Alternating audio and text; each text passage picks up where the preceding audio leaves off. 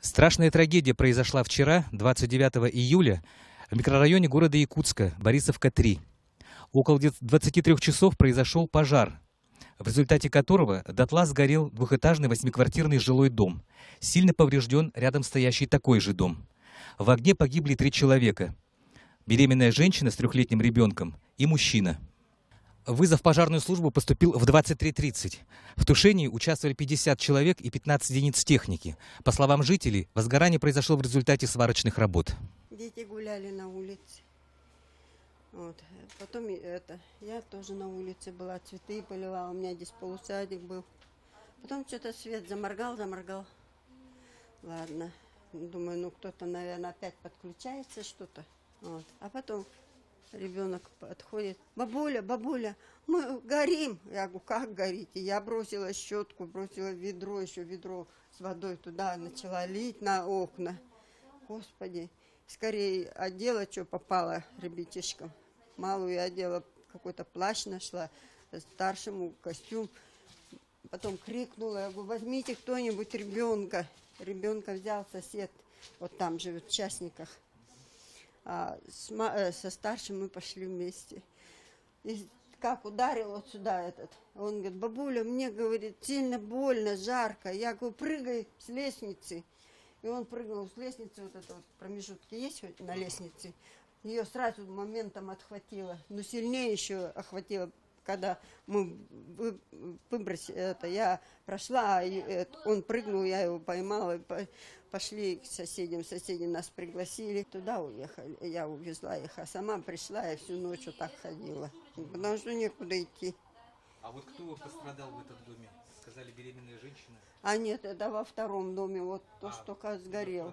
Да, она с ребенком, 2 годика девочки, беленькая такая симпатичная девочка. Муж, видать, был на работе, я не знаю, но она была дома. Еще говорят, парень погиб. Она была в положении сама, и девочке 2 годика. Парень пошел, он уже вышел, главное, все, а потом услышал крик девочки, плач девочки. Она маленькая же. Вот, и кинулся, а уже горело, пламенем вообще невозможно. Ну, сразу охватило, видите, все охвачено. И он погиб. А вот сейчас, получается, вы собираете... Ну, собираю то, что осталось. Диван сгорел, телевизор сгорели. Вот, нам приехали, как видите, результат. Это наши так пожарники поработали. Приехали вчера, машины пустые абсолютно.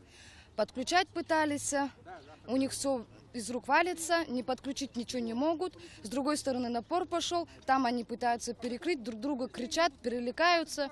В оконцовке протянули сюда шланги, побросали их и пытались воду включить. Пока они там все делали, сгорел полностью дом. Переключился на этот. Приехали уже с другого. Приехала другая служба пожарной безопасности, да. И у них, они были полные, абсолютно другие машины. Это с города они приехали, как вот нам говорят.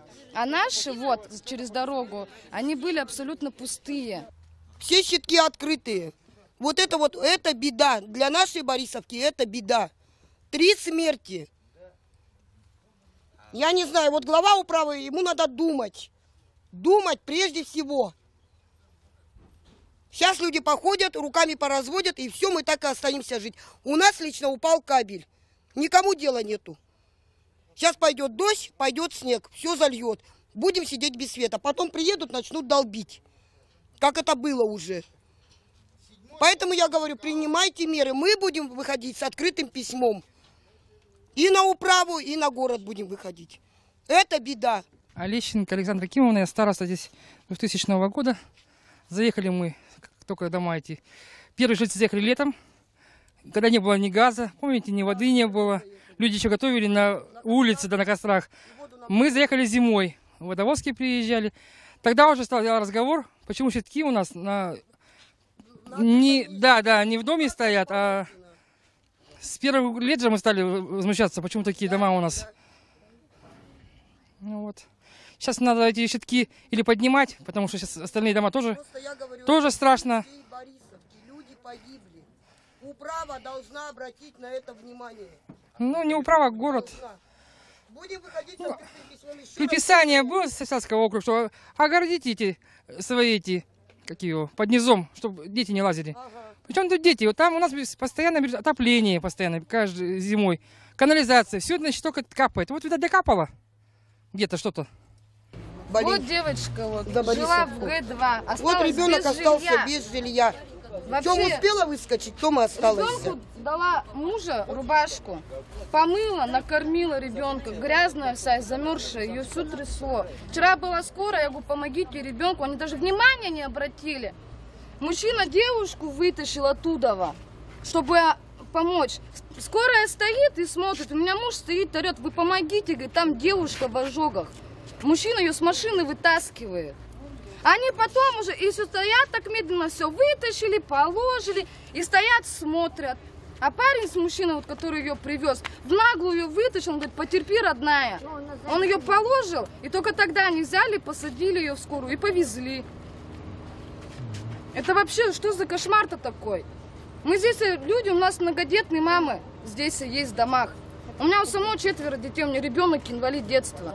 Просила, помогите, сделайте нам, оборудуйте. Мне просто страшно. Я одна с детьми, у меня муж умер. Я с ними одна их воспитываю. Вот, это отсоединенный, сгоревший. Тоже, вон, видите, все плавленные провода. Вот, а теперь вот эти вот трубы, которые идут на канашку. Вот оттуда все и вытекает. Вот щиток. Вот, смотрите. Тут живут люди, да? Вот здесь вот сейчас живут люди, в этом доме. Вот пошел кабель. Провод один, вон, провода отсоединены половину.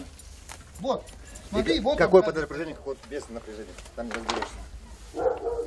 Вот пошел кабель, который сейчас запитывает вот эти следующие 2 дома. Вот газовая стоит ваша. Из-под дома дым-то пошел, люди видели. Из-под дома дым пошел сначала. Вот опять подошла эта воздушка. Вот встань сюда вот. Встань сюда, да. Вот. Даже наклоняться не надо. И теперь вот с той стороны... А, кстати, вот они кабеля. В прошлом году отсюда пацана отбросило. Маленького. Правда, не ударило, ничего, он испугался. Вот здесь вот под Сашиным домом конкретно искрило. С той стороны должно. Вон он щиток. Вон, с той Вот стороны. он кабель в земле лежит. Вон. Вот. Вот щиток там тоже открытый. Вообще судится.